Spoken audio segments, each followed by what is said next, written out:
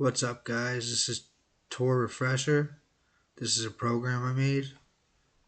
We're going to start off in intervals. We're going to go to 10 seconds. Changes to 10 seconds. We're in Germany right now. We're about to get a new IP.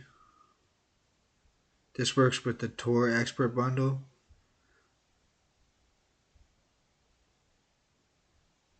Here we go, new IP. We're in Switzerland now.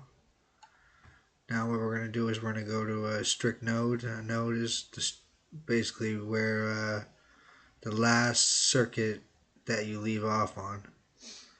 So we're going to go to Canada, strict node.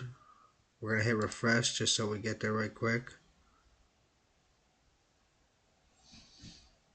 Now we'll be in Canada.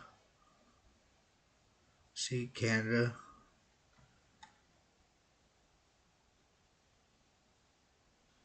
Now we're going to go and we're going to turn this off because you can't be in bridge mode and exit node at the same time. We're just going to refresh right quick so we get out of Canada. Now we're going to go to settings, enable bridge.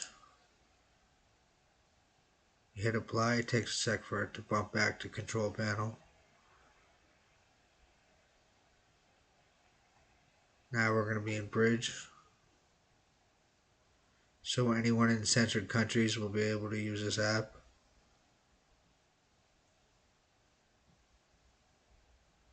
Bridge is active. We go to IP log here, you can see all the IPs with the flags. Down here, you got your flag in the tray.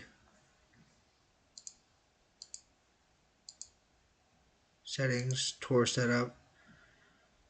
Now this app automatically finds Tor exe, but if it doesn't recognize where it is, you can always find it in the browse section.